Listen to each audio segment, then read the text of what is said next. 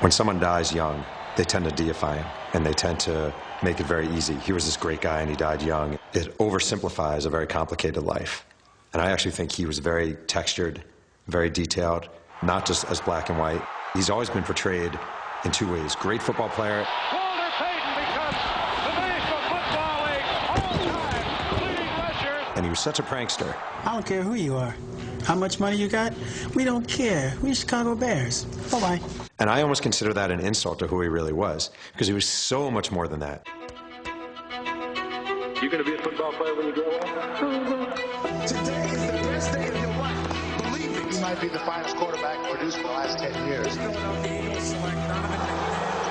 He said, I'm the best decision this organization has ever made. You should be like that. That's all I need. Fortunately for me, I didn't lose my life, didn't lose my job.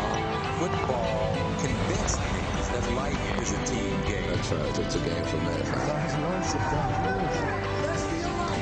Nobody can ever tell you that you couldn't do it. Was this the final game on the sideline for a great coach? I want to thank you very much for making my day in the sun so memorable.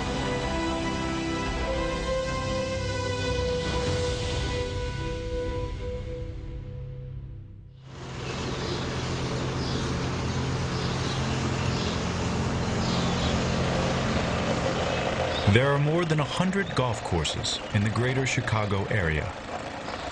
But this one, Nickel Knoll Golf Club, is the only one built on sacred ground. Nearly 3 decades ago, this was Walter Payton's place, and golfers on the 9th hole can still hear the echoes of his footsteps.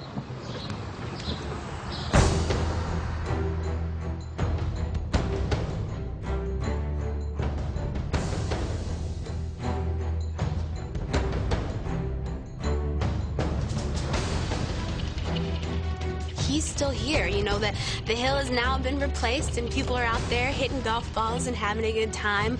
But I think it's more than that. It's that struggle, that challenge, and it's the way we approach it. And if we can approach it like my father did, we'll have a pretty good chance, I think, of being successful. I always look at the hill as being like accomplishments. It's easy to be down at the bottom. Everybody can stay down there. And you can kind of get halfway up and you start feeling the fire burning a little bit. But it's nothing like when you get to the top of that hill and you can look down and say, man, I just made it all the way up here.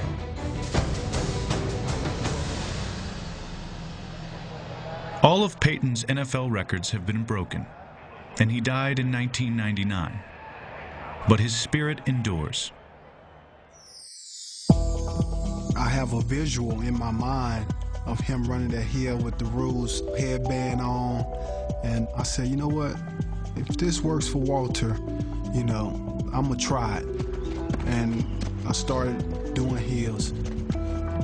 When I built my house in San Diego, I built a hill in the backyard. And the whole point in it was to kind of put yourself through things that you've never been through before. And I always told myself when I got tired and I wanted to quit, this is the time where you have to step up. What would Walter do? Walter wouldn't quit.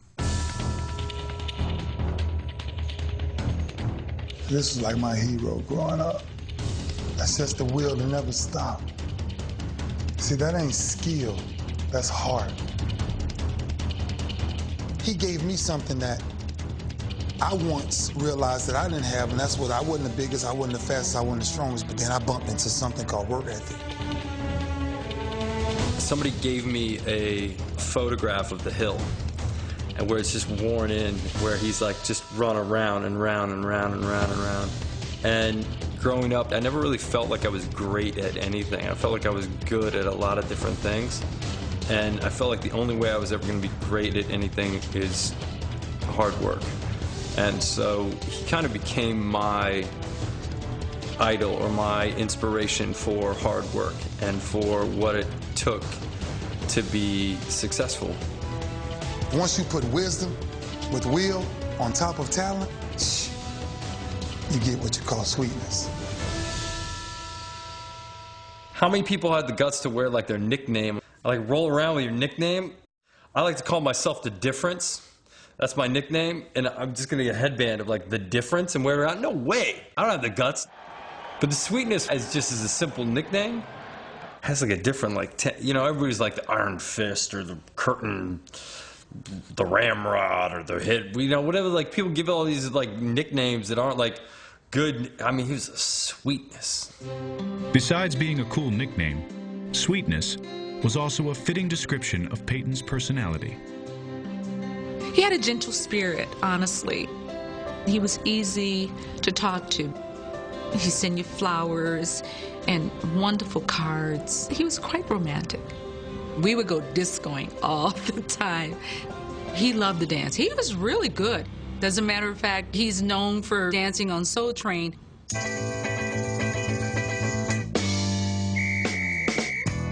It's funny because I was looking at my future husband, did not know I was looking at my future husband, you know, at that contest. Payton had the moves on the dance floor and the gridiron. Despite playing at tiny Jackson State, the Chicago Bears selected him with the 4th pick in the 1975 draft, with the hope he could resurrect a struggling franchise. He's dreadful. Too weak a word. I mean, they were dreadful. Butkus was gone. Sayers was gone. There was a complete team breakdown. Coming to Chicago from Jackson, Mississippi, it's like, you know, another world.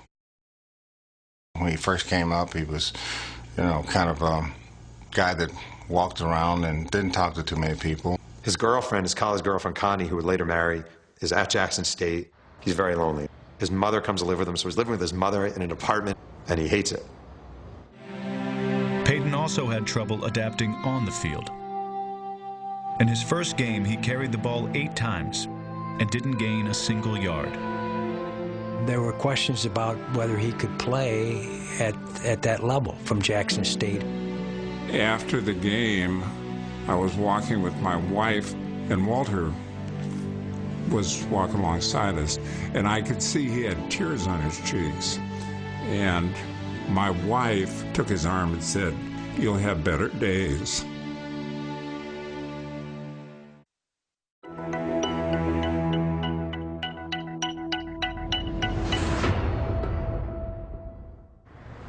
Chicago's 2 biggest sports icons are Michael Jordan and Walter Payton.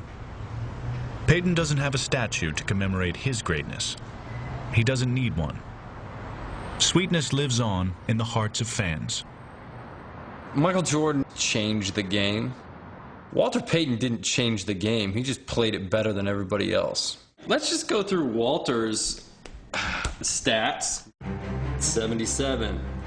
1,852 yards. I mean, that's insane. In his 3rd year, Payton won the NFL's Most Valuable Player award. But it was the day he ran for 275 yards against the Vikings that made him a legend. The day that he broke the single-game rushing record, before the game, he was laying on the floor in the locker room, covered up with towels, shivering and shaking. He had the flu. It was a good story because I used it with all my players all the time when they weren't feeling good. I just tell them that Walter set the single-game rushing record with 104 temperature. And so you need to go get dressed. He won a game 7-0 in Buffalo. He jumped over the line of scrimmage right at the goal line. And I said, the Bears are no longer a one-man team, they're one Superman team.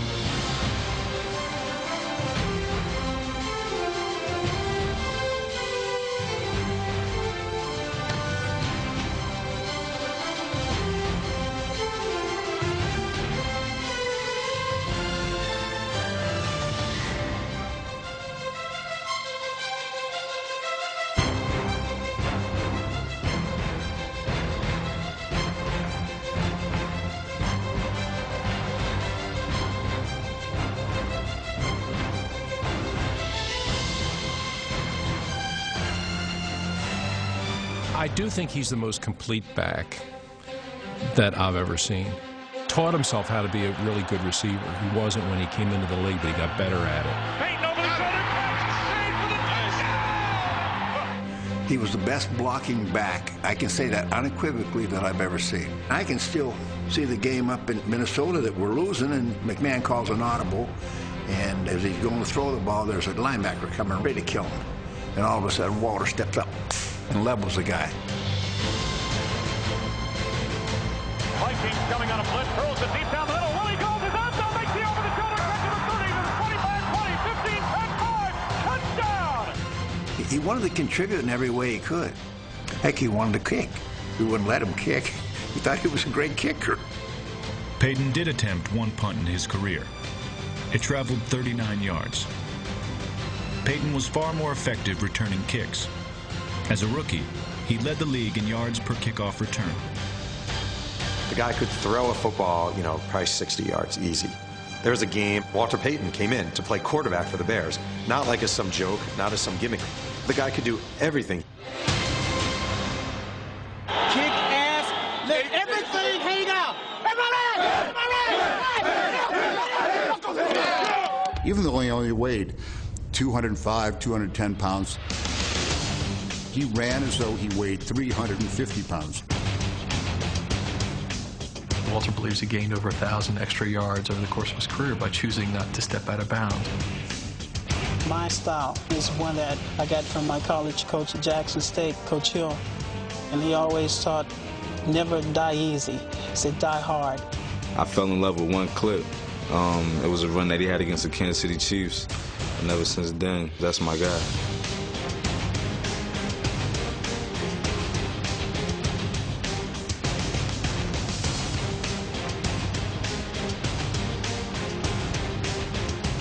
Despite his physical style, Payton only missed one game in his 13-year career. Walter Payton was a true warrior. Give me the heart of Walter Payton. There's never been a greater heart. Why he was good at what he did was all a product of what his physical conditioning was, his mental conditioning, everything he put into the game. He expected the best of himself all the time. By 1984, Payton's relentless pursuit of excellence had him closing in on Jim Brown's career rushing record. He wanted to be the best player in NFL history. And breaking Jim Brown's record, that was a standard. That record, beating Jim Brown's record, meant everything to him. Every once in a while, my son asks me, what game am I going to break it in? But What do you tell him? I told him, wait till the press conference on Wednesday. Walter failed to gain a single yard in his first professional game. Over the next 9 years, he had gained over 12,000. Now, he stood only a few yards away from football's most coveted record. Second play of the second half of the 21-yard line. Walter needs 2 to break the record. Wide to the left is Galt. McKinnon lines up wing to the right. High formation.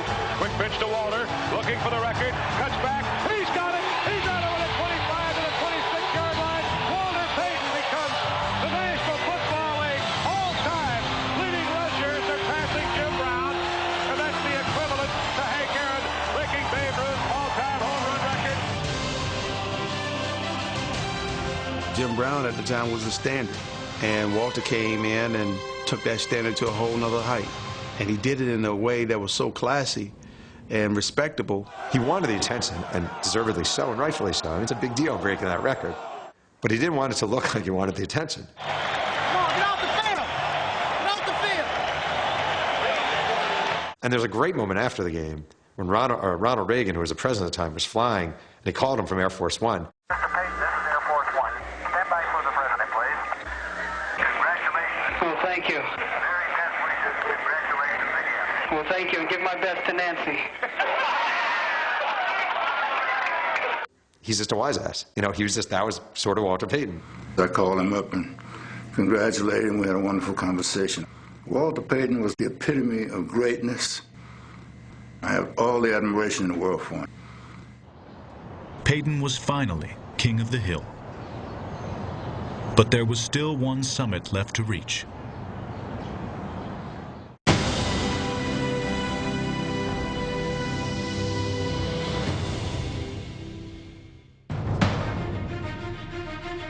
You're Walter Payton, and you've given your blood and sweat for the Chicago Bears. You're the best running back in the history of the NFL. And all of a sudden, you start having success. Fires the right side. Oh, he got it! And you have the fat rookie defensive lineman who's cute because he takes some handoffs, getting the attention. The legend continues, William Perry. You have the QB just because he has a mohawk and some sunglasses, getting the attention. And there was definitely a part of Payton that was like, you know, really? It was not easy when you're an icon and you're a marquee player and you're being overshadowed all of a sudden with the success. A citywide epidemic, from church services to the Chicago Symphony Orchestra.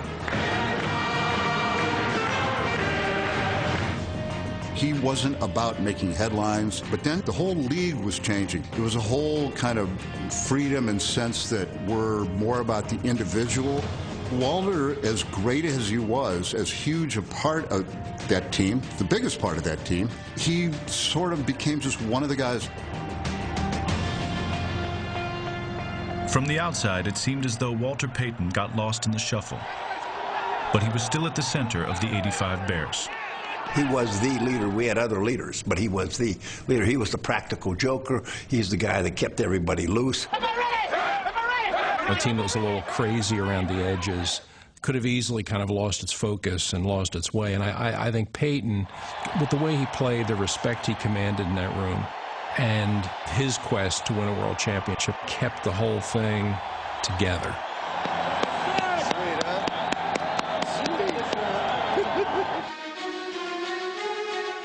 At age 31, Payton led the Bears to a 15-1 record and a trip to their first Super Bowl. Payton, the most successful rusher in the history of the National Football League, the Bears' all-time leading receiver, all-time leading scorer. Sweetness gets his chance today in the Super Bowl. And first offensive series of the game, Walter Payton fumbles. Payton drilled, fumbles the ball. And who has it? The New England Patriots. Tony Franklin kicks a field goal, 3-0 New England. Payton is devastated. It was the fumble that set the tone for his game. I don't even think he had 10 carries in the first half. The game went away from him completely. He failed the team in the most preeminent moment. Super Bowl 20 was not a showcase for the game's greatest runner, but its greatest defense. This defense has been incredible. They knock your socks off just to watch it. Total decimation of the AFC champion New England Patriots. The snap to Grogan, the blitz is on, over the left side it goes.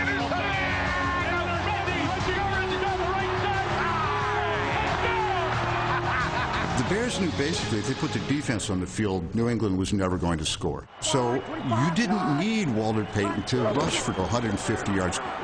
Everyone in red knew who was going to get the ball.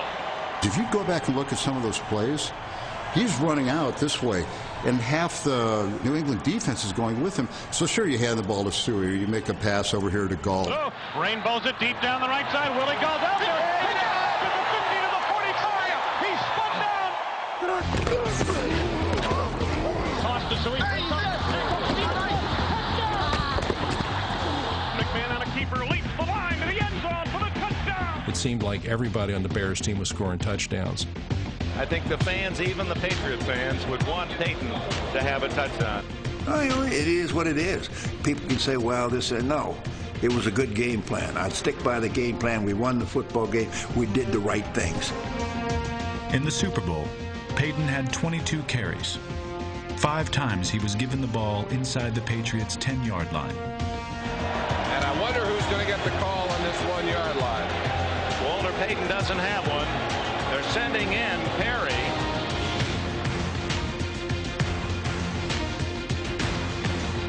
First and goal from the 1-yard line. Hand off to the bridge.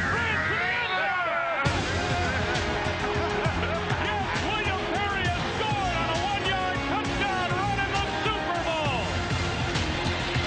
And Walter Payton, I guess they figure they got a whole quarter to go. I remember that play live distinctly in my 7-year-old mind, going like, and it was pretty awesome that it was the fridge scoring, but we were all there sort of still thinking to ourselves like, well, Walter's going to get a touchdown. Walter's going to get a touchdown. When they chose to give the ball to Perry, it was obvious that it bothered Payton a lot. And when the game was over, he was peevish. The Chicago Bears are world champions of football. He was visibly upset, and it was obviously a great concern to me when I saw that after the game, because I knew the media wanted to talk to him. And he was hallowed up in a small little equipment room with just the shell of his uniform on, and he was sweating, he had tears in his eyes, and had an angry look about him. I was in the locker room, and Kenny Baldessari came up to me and said, "We got a problem." He said, "Walter's in the back room, and he says he's not going on television." So the two of us went back, and we talked to him. He was livid. His eyes were just like a warrior's, and he said, "I ain't no damn monkey on a string gonna jump up for you." His agent, Bud Holmes, comes into the room and says, basically, if you stay in here, or if you go out there and blast Ditka for not scoring a touchdown, you will be remembered for doing this for the rest of your life. You, after winning a Super Bowl, with a selfish SOB who sat in his broom closet and moped and ripped your coach. He thought about it for a while, and eventually came out. He said all the right stuff, but he was hurt.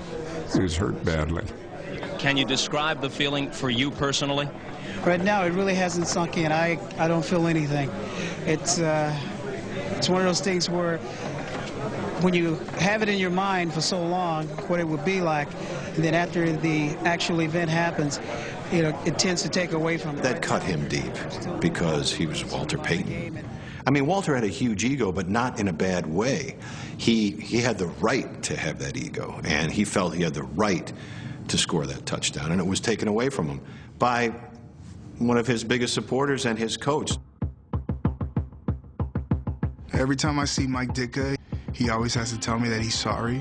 Yeah, sometimes you think about it and you say, you know, maybe Mike forgot with all that was going on, but then it's like, how do you forget, like, one of the greatest players to ever play the game, that he's sitting on the sidelines and that he hasn't scored yet?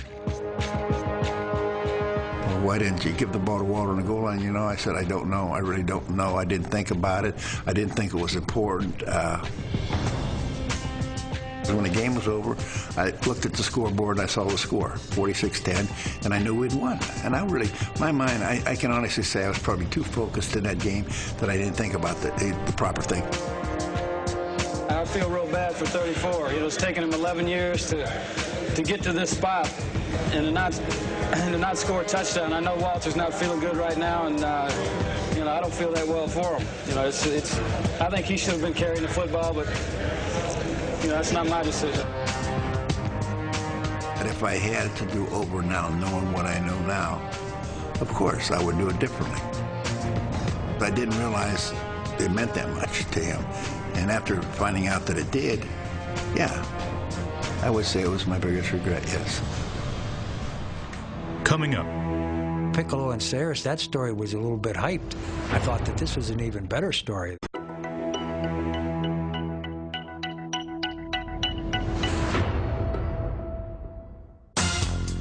In the 1980s, there were few professional athletes as popular as Walter Payton. Two celebrities will take to the course today, Top Gun Tom Cruise and the NFL's all-time Top Gun, Walter Payton. He had numerous endorsement deals and was the first NFL player to appear on the front of a Wheaties box. Payton enjoyed the fame, and his sweetness persona was a perfect fit for a Hollywood lifestyle. Paul Zimmerman said it best. He said, when you were around Walter, you felt electricity, like sparks were flying off of him. When you were in his presence, you felt you were in front of royalty. Hello, Walter. How are you? Nice to meet you, man. Pleasure's all mine. Walter. Who's that? It's my son, Simon. Hi, Simon. How are you? Yeah. Can you sign his ball for him? Be glad to. He did have that Michael Jackson superstar aura about him, and then he would break through that and be this regular guy. He'd get right in your face and ask you your name and about you and your kids, and he wasn't some standard line. I mean, he was genuine.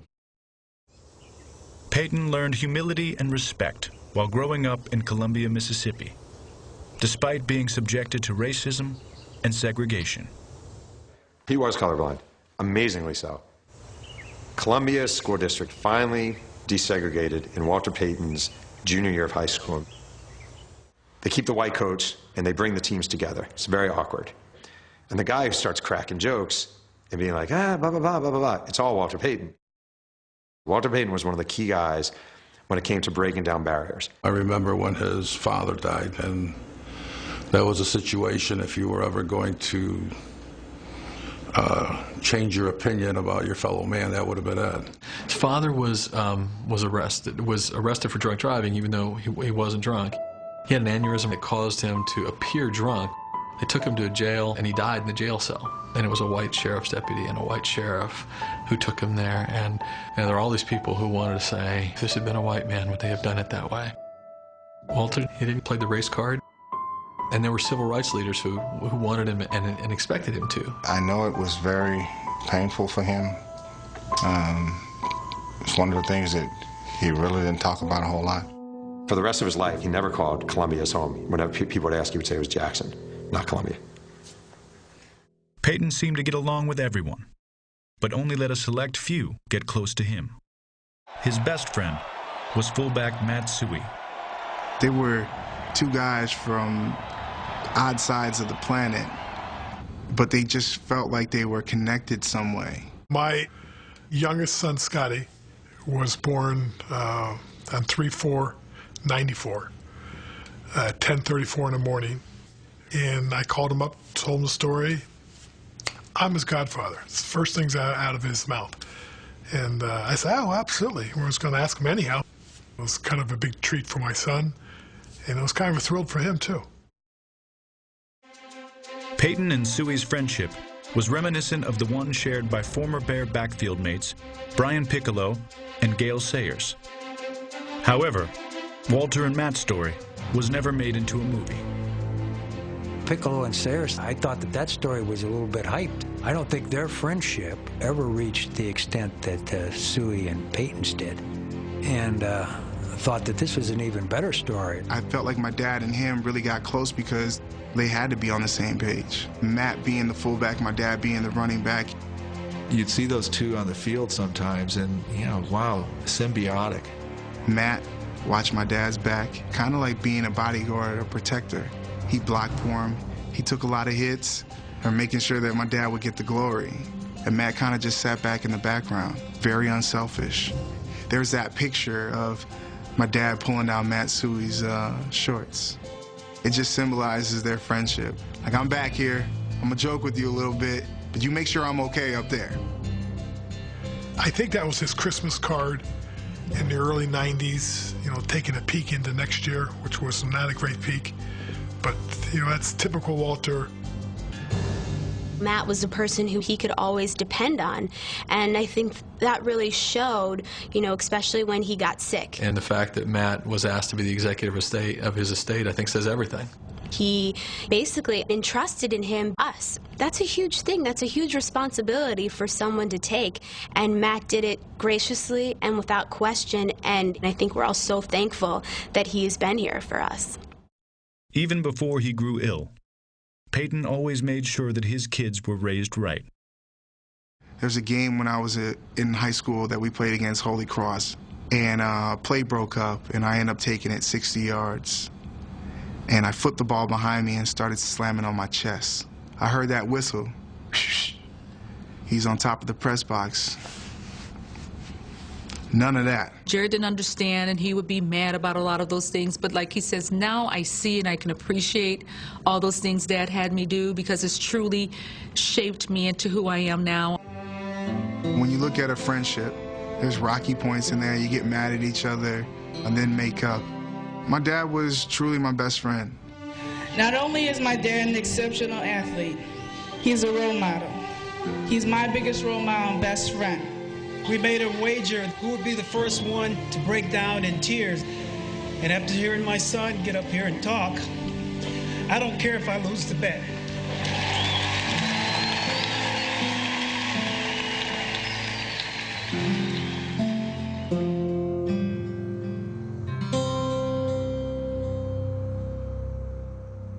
Up next.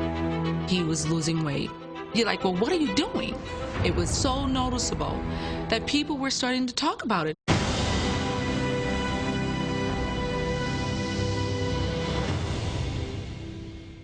In 1987, Walter Payton retired as a player to pursue his dream of becoming the NFL's first minority owner.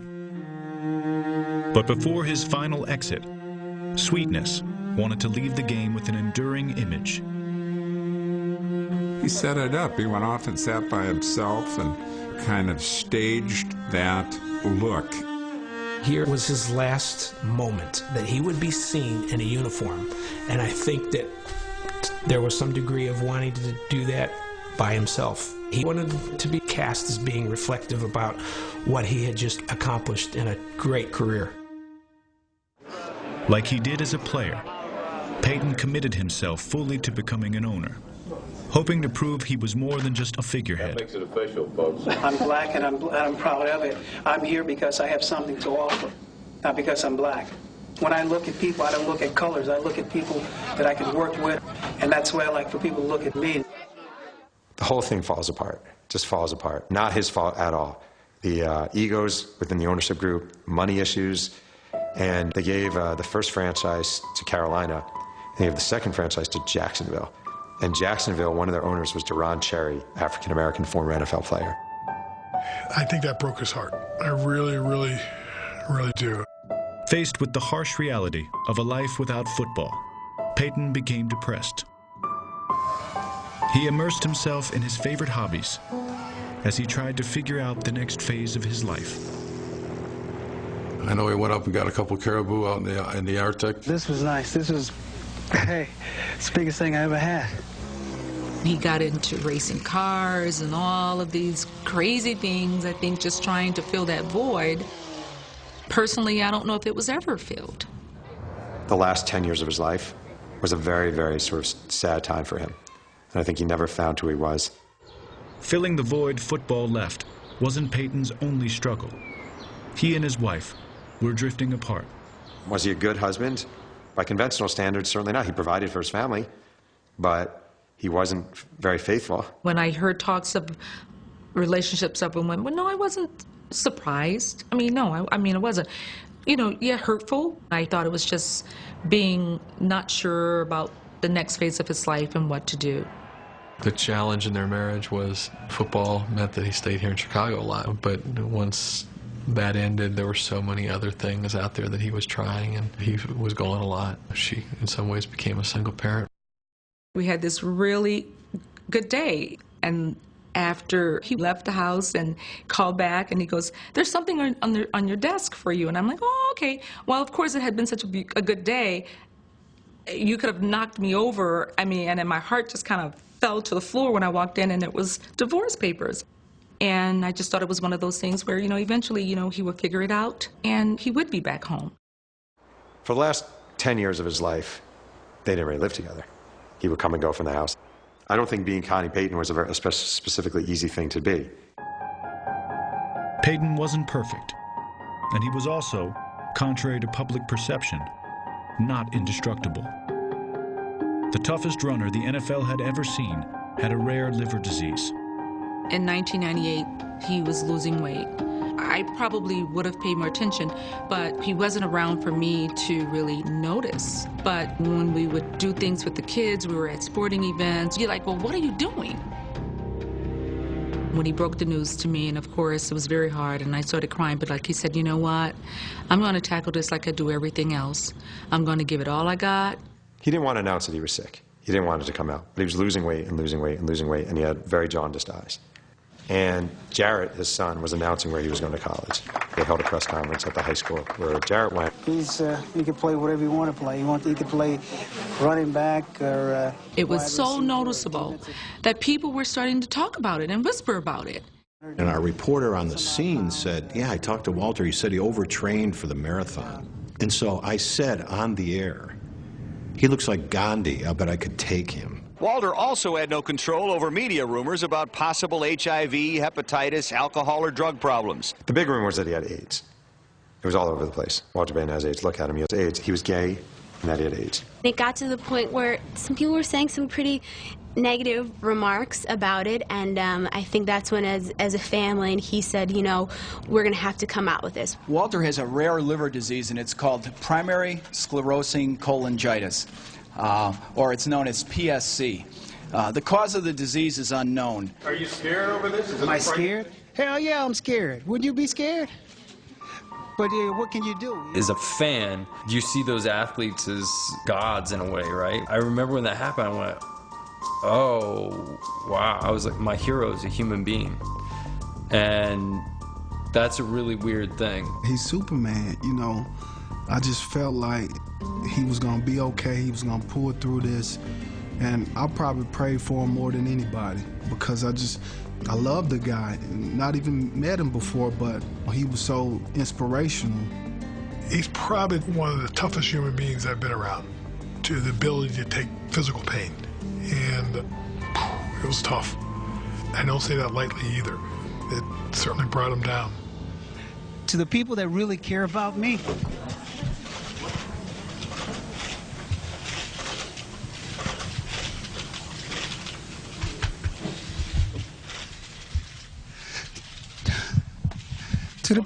to the people that really care about me, just continue to pray.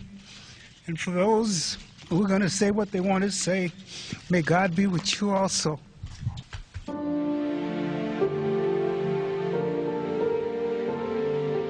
It was in May of 1999 when he was getting sicker, and we knew there had to be something more. It was discovered that Walter had bile duct cancer. And then he came home and we took care of him, and I was happy to take care of him. And I still loved him, and you know, the kid's father, and they loved him, and we were going to be, as Sherrod said, a team. And if he ever needed a team, he needed a team then. And I think he had a good team in all of us. I try to get out there, you know, at least 3-4 times a week. And when I would drive by, I'd look up and he would give me the finger, you know, the one finger salute. And I think it was just kind of say, hey, thanks, you know, I'll see you tomorrow, we'll see you, whenever. When my dad got sick, he was always there for him. And, you know, my dad always needed somebody to lean on. So who better to lean on than your fullback who watched out for you most of your career? About a month before he died, and Walter put his arm around Matt and thanked him for being such a good friend. And he says, Matt, this is going to be another Bryant song. The only difference is the brother dies in this movie.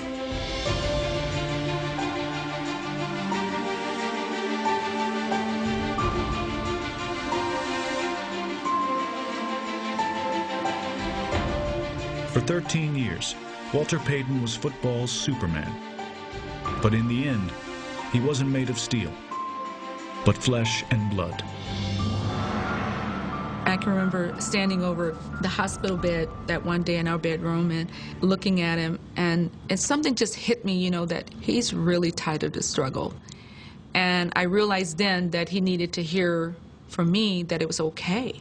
It was okay to go. I knew then that he was staying because he knew that we didn't want him to go. And then I realized how selfish it was to not let him know that it was okay. And that's what I told him that morning before he died, that it was okay, that everything was fine, that everything was in order, and that if he was ready, that it was okay to go. And that was the first time in months that he opened his eyes and he looked at me, and I knew then that I had said the right thing to him. And I think the next morning he passed. So, you know.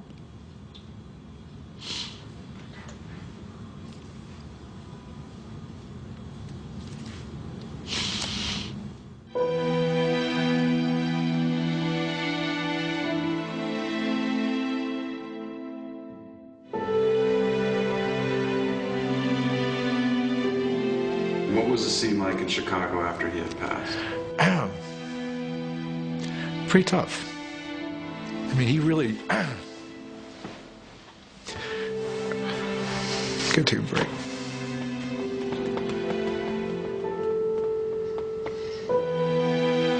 There was a memorial service at Soldier Field, and, you know, the whole thing just was kind of surreal. I got a little girl, she's 4 years old. 10 years from now, when she asks me about the Chicago Bears, I'll tell her about a championship, and I'll tell her about great teams, and great teammates, and great coaches, and how great it was to be a part of it. But the first thing I tell her about is Walter Payton.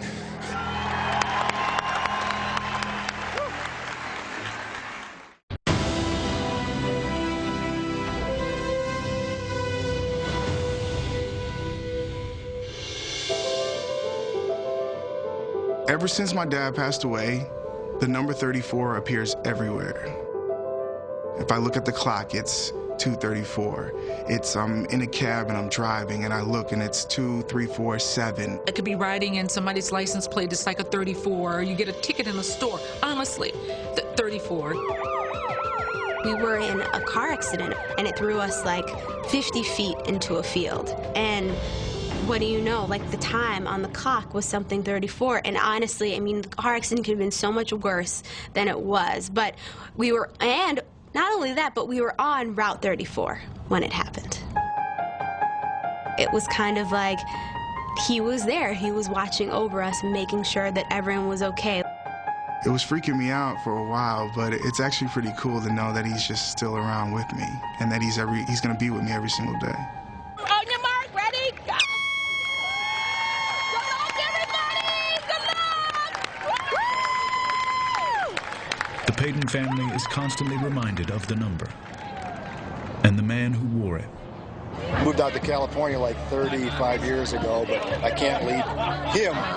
Thank you. Here. I appreciate He's a real hero. I met your dad after the '84 NFC Championship game in San Francisco. Yeah. He was a great man. Thank you. He was a really nice guy. Thank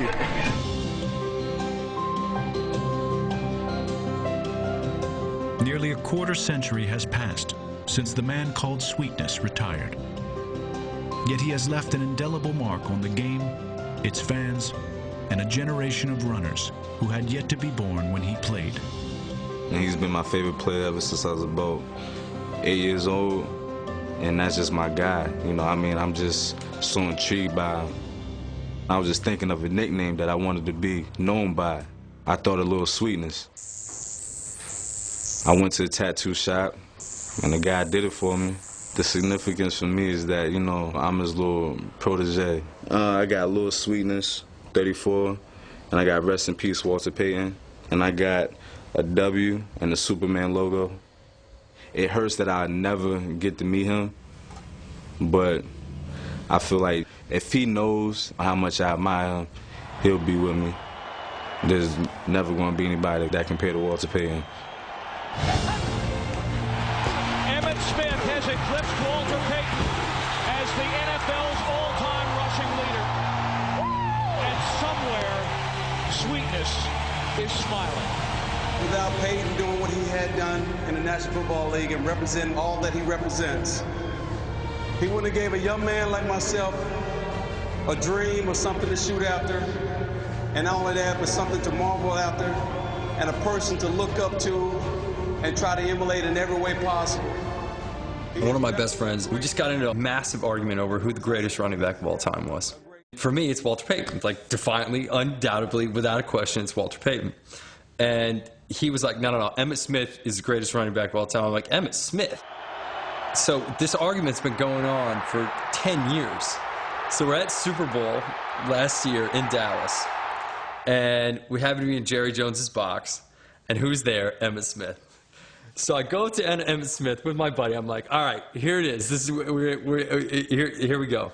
I say, Emmitt, who was the greatest running back of all time? And Emmitt looks at me and he's like, Walter Payton.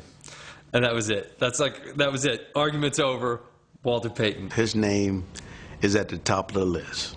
Trust me. Trust me, his name is at the top of the list. Walter Payton's rise to the top didn't come without struggles. And it was his ability to persevere that allowed him to ascend to the game's greatest heights.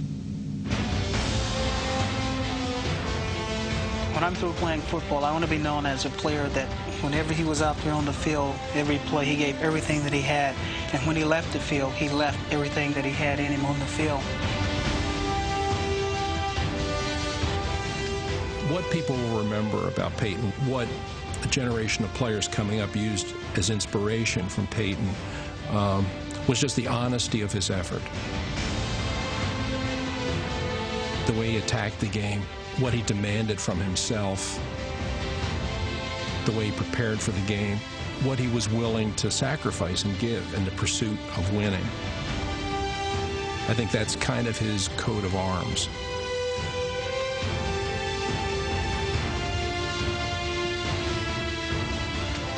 look at what an athlete is supposed to be, that was him.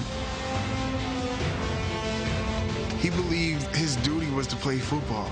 That was what he was put on this earth for. I believe in my heart that when God made a football player, he made my father.